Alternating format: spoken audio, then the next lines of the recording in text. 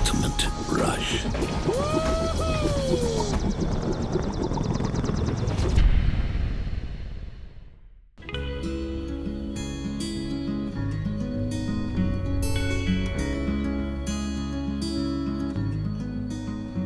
Deep in the Yosemite Valley of Eastern California lives one of the world's greatest mountain sports pioneers, Dean Potter.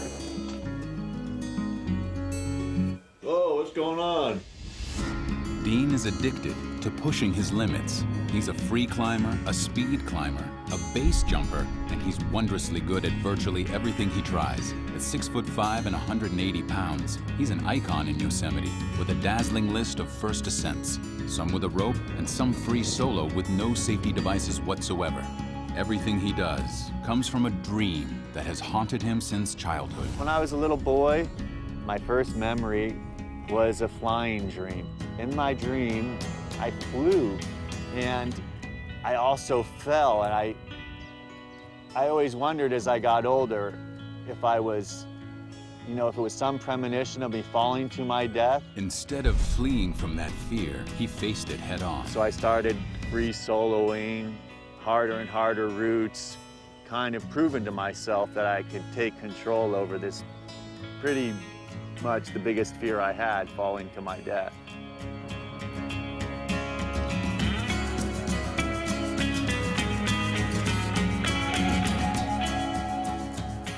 For more than 20 years, Dean has been climbing into the face of fear, but the darkness of his dream stayed with him. He began to seek out ways to turn the premonition of his death into an affirmation of his freedom.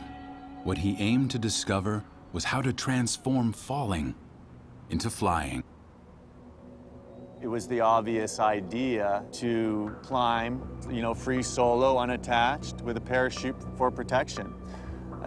Ups my chances for living to be an old man, and it's just as free feeling as free solo, climbing with nothing. And then you have the super bonus of if you fall, you don't die, you fly. What Dean makes sound like the easiest thing in the world is a combination of two of the most dangerous extreme sports: free solo climbing, climbing without safety equipment, and base jumping, hurtling off cliffs, buildings or bridges, and then deploying a parachute with split-second precision. Dean gave his new sport a catchy name: Freebase. With free solo, I started to feel I was reaching the limit, and if I pushed beyond that, it'd be I'd just be playing with a serious odd of death.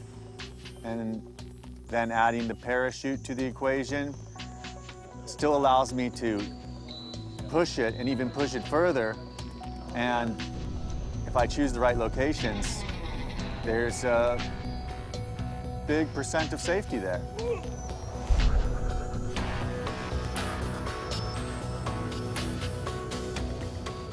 For climbers, the summit was the end. It was everything. And now the summit is, you put on your special suit and you get to fly away. It's like a huge perception change.